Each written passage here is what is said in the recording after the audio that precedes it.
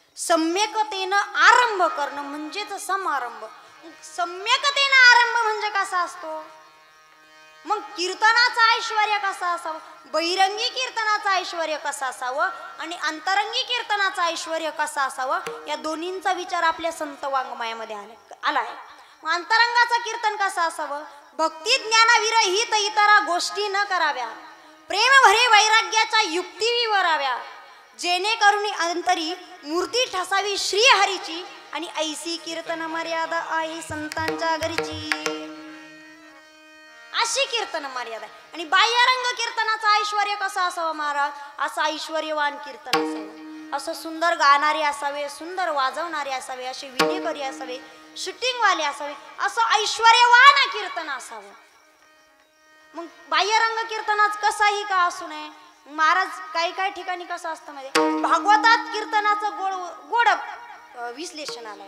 मग कसं असं? प्रल्हाद स्तार धारी तरल गती तया. मग प्रल्हादासारखे उद्घोष करणारा असावे, संकादिकांसारखे उद्घोष करणारे असावे, स्वरकुशल नारदासारखा असावा, झांज वाजवणारे असावे, इंद्रासारखा वाजवणारा असावा, आणि शुकाचार्यांसारखा कीर्तनकार असावा. मग असं ऐश्वर्यवान कीर्तन असावं. मग असं सर्व ऐश्वर्यवान असलं, असे पेटी मास्तर, असे गायनाचार्य, असे मृदंगाचार्य, असे विणेकरी असलं, कीर्तनाला मजा येते. मग काही लोक या ठिकाणी कीर्तन ऐकलं का म्हणतात महाराज चांगले कीर्तन करतात, महाराज तुम्ही आमच्या गावामध्ये तारीख घ्या आणि असलंच कीर्तन झालं पाहिजे. आणि त्या गावामध्ये ती व्यवस्था कशी असं सांगू, ते वायर शॉट झालेले माईक, ते शाई उडालेले पकवाद, आणि महाराज ते पकवाद तर कसं असतं सांगू, ते धुमापेक्षा शाईपेक्षा ते धुमच जास्त स्वराला लागतं, आणि बोध बोध बोध बोध. आणि ते हे टाळकऱ्यांची गंमत असते. तुम्ही अनुभव घेतला असाल सचिन महाराज, ते टाळकऱ्यांची काय गंमत असते माहिती? ज्यांना ताल आहे ते वाजवत नाही, आणि ज्यांना ताल नाही ना ते ढिलेच पडत नाही. आता ज्यांना ताल आहे ना ते असे उभे आहेत, त्यांना ती सवय लागली असते. ज्यांना ताल नाही ना म्हणून ही भिन्न भेद नाही, म्हणून ही भिन्न भेद नाही, मग त्यांचं चालूच असतं ते असं असतं. मग असं कीर्तन नसावं, असं ऐश्वर्यवान कीर्तन असावं. मग महाराज तुकोबारायांसोबत आपले 14 टाळकरी सोबत असायचे. हे तुकोबारायांच्या कीर्तनाचं वैभव आहे. अहो नामदेवरायांनी कीर्तन करावं आणि ज्ञानोबाराय, सोपान काका या सर्वांनी उठाय घेऊन उभं राहावं आणि असं कीर्तन रंगावं, असं कीर्तन रंगावं. अहो ते कीर्तन रंगण्यामध्ये देवाचा पितांबर झडावा, असं ऐश्वर्यवान कीर्तन असावं.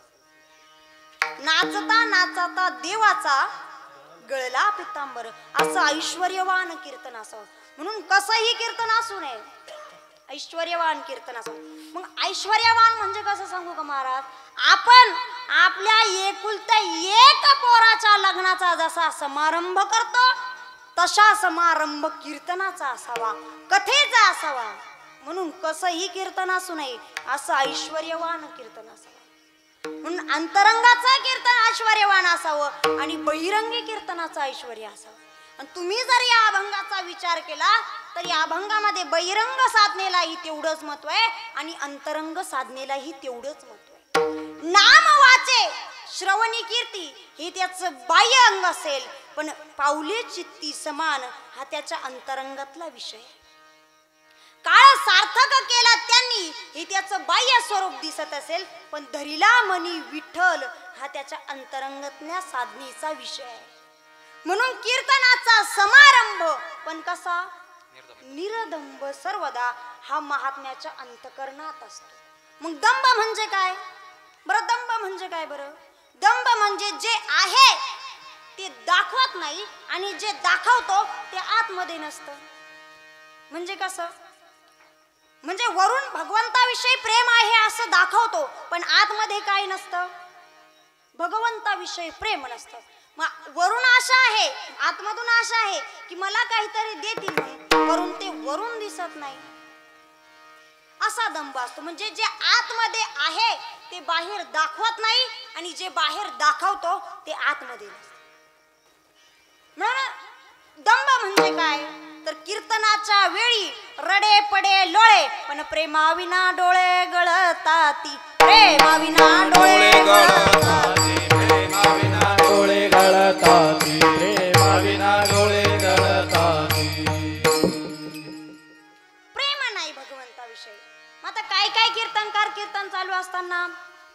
प्रसंग सांगतात आणि प्रसंग सांगितल्यानंतर ते घळघळ रडतात की नाही. मग लोक म्हणतात बाई काय घळघळ रडायले, पण त्यांनी जे रुमाल आणले असतं ना त्या रुमालेला झेंडूबाम लावून आणलेले असतं. मग त्या रुमालांना डोळे पुसले का डोळ्याला काय येतं, पाणी येतं. मग लोक बाई काय घळघळ, त्या रुमालाचा वास घेत जा कधी कधी. तसे आज आमच्या आपल्या धंद्यातले बारकावे सांगत नाही मी, पण आता ही सर्व घरची मंडळी असल्यामुळं मग मी सांगितलं. आता तसे सांगत नाही मी आमच्या धंद्यातले बारकावे, पण तुम्ही अत्यंत घरचे आहे जवळचे आहे म्हणून तुम्हाला सांगितलं. पण दंभ काय असतो, जे आहे वरती करो निया तोंड, हाका मारितो प्रचंड, रागाळ वितो नाना, काय गातो ते कळे ना. म्हणजे जे नाही ते दाखवतो आणि जे आहे ते दाखवत नाही, याला दंभ म्हणतात. परंतु साधू संतांचं कीर्तन कसं असतं, तुमको निया मान दंभ करीतो कीर्तन. म्हणजे कसं, कीर्तनाचा समारंभ पण कसा करतो, निरदंभ सर्वदा विठ्ठल विठ्ठल विठ्ठल विठ्ठल विठ्ठल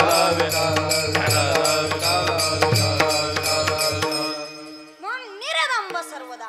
मग निरदंभ सर्वदा भजन केल्याने, नामा मुखामध्ये नाम घेतल्याने आपल्या अंतरंगामध्ये चित्तामध्ये भगवान परमात्म्याचे पाय आपण धारण केल्याने काय होतं, अभंगाचं शेवट. नीळामणे स्वरूप सिद्धी,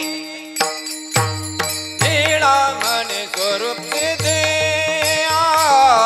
नीळामणे स्वरूप सिद्धी, नीळामणे स्वरूप सिद्धी, नीळामणे स्वरूप सिद्धी, नीळामणे स्वरूप सिद्धी,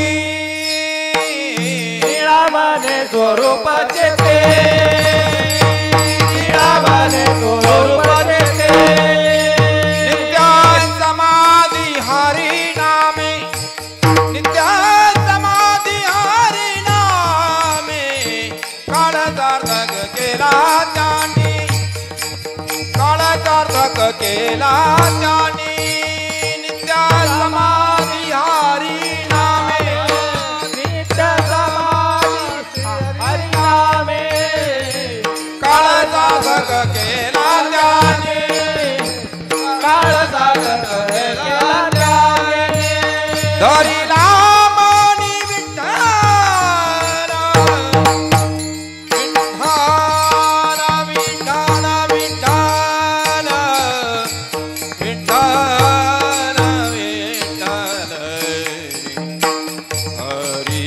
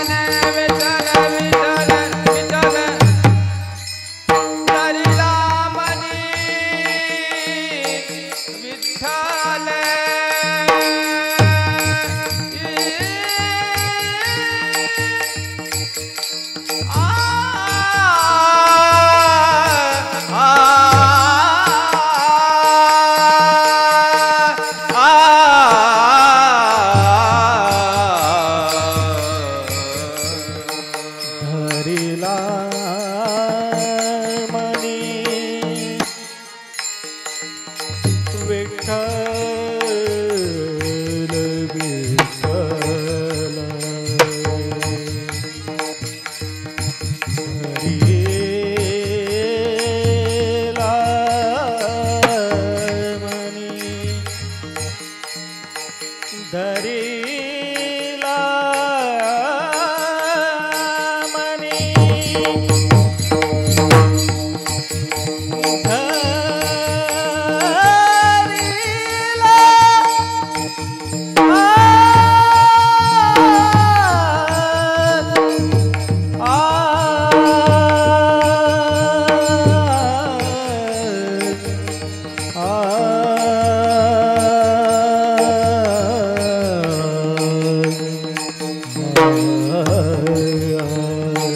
धरिला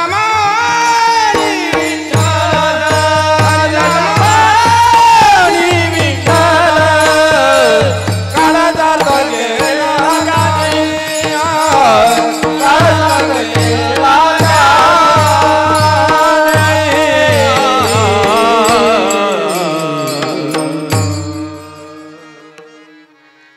निळा म्हणे स्वरूप सिद्धी. ज्याला स्वरूप सिद्धी प्राप्त आहे त्यांना समाधी लागते. मग 3 समाधी आहेत: योग समाधी, भक्ती समाधी आणि ज्ञान समाधी. मग आपल्या सर्वसामान्यांसाठी चालता बोलता जी समाधी आहे ती म्हणजे समाधी संजीवन हरिपाठ. आपल्या सर्वांना जर समाधी पाहिजेच असेल तर ज्ञानोबारायांनी लिहिलेला हरिपाठ हाच आपल्या सर्वांसाठी समाधी म्हणजे उत्कृष्ट समाधी आहे. मग तुम्हाला जर वाटत असेल आज कीर्तनाला आपण आलो आणि आपल्या कीर्तनात काही पडलं नाही, मग तुम्हाला जर तुमच्या पदरात काही पाडूनच घ्यायचं असेल तर मी जे म्हणेल त्याच्यानंतर तुम्ही काय म्हणायचंय, फक्त काळ सार्थक केला त्यांनी. काय म्हणायचंय? मोठ्याने म्हणायचं. मला एका कानेने ऐकायला थोडं कमी आहे. काय म्हणायचंय?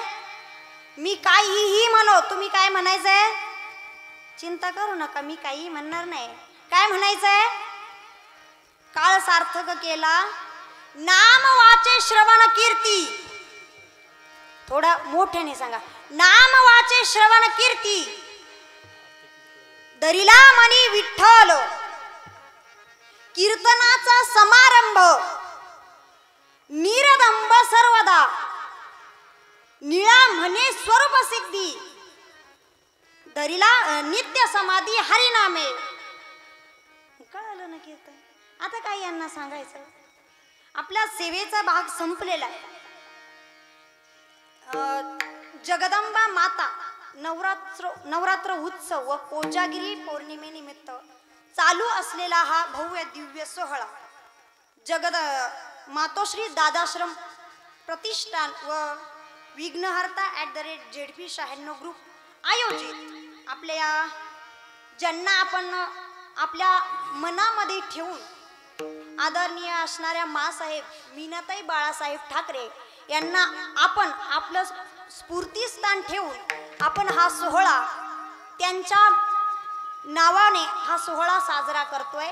खऱ्या अर्थाने आपण आयुष्यात काहीही नाही केलं तर आपण आदरणीय मासाहेब मीनाताई बाळासाहेब ठाकरे यांना आपलं ऊर्जास्त्रोत ठेवून आपण हा सोहळा साजरा करतोय. म्हणजेच आपण निरर्थकतेचं स्टेशन सोडून ज्यांनी आपल्या जीवनाचा काळ सार्थक लावला, ज्यांचा जीवनाचा काळ सार्थक गेला अशा असणारे मासाहेब मीनाताई बाळासाहेब ठाकरे यांच्या माध्यमातून किंवा यांच्या नावाने आपण हा भव्य कीर्तन महोत्सव साजरा करत आहोत. म्हणजेच आपण एका अर्थाने आपल्या निरर्थकतेचं स्टेशन सोडून आपण आपला सार्थकतेचा प्रवास चालू केलाय. आणि या प्रवासामध्ये ज्यांनी आजचे कीर्तनदाते आहेत असे असणारे आदरणीय आमच्या भगिनी सौ वंदना ज्ञानेश्वर पवार, श्री ज्ञानेश्वर पोपटराव पवार व कल्पना दत्तात्रय गाडेकर व दत्तात्रय श्रीधर गाडेकर हे आजच्या कीर्तनाचे दाते आहेत. व ज्याप्रमाणे आपण म्हणतो आपलं पोट भरलं की आपण काय म्हणतो, अन्नदाता सुखी भव, अशा असणाऱ्या आमच्या अन्नदाता सौ कल्पना कैलासाबा बळासकर आदरणीय या सर्वांना या ठिकाणी मी विशेष धन्यवाद देते. त्याचप्रमाणे तुमच्या सर्वांच्या दर्शनाचा योग आला अशा असणारे आपल्या संपूर्ण सप्ताहाचे संयोजक, आयोजक, नियोजक, कार्यकर्ते मंडळी, त्याचप्रमाणे आपल्या गावातील संपूर्ण भजनी मंडळी, पंचक्रोशीतून आलेले भजनी मंडळी, आदरणीय हार्मोनियमवाले दादा असतील, आदरणीय आमचे सचिनजी महाराज मापारी असतील. तसं पाहायला झालं तर एकदा IPS झाल्यावर कुणी हवालदाराचा पेपर देतं का महाराज? पण आमच्या सचिन दादांनी ते करून दाखवलं. कसं?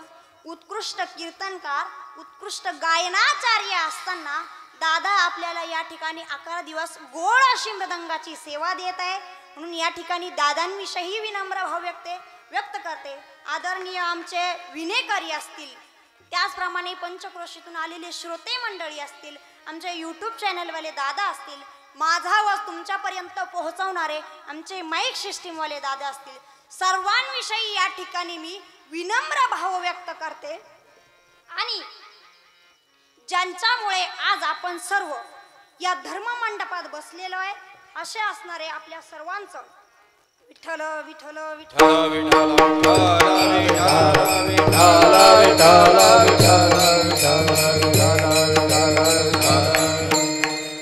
अखंड महाराष्ट्राचं दैवत छत्रपती शिवाजी महाराज यांना आपण या ठिकाणी मानवंदना देऊ आणि या ठिकाणी सेवेला पूर्ण विराम देऊ.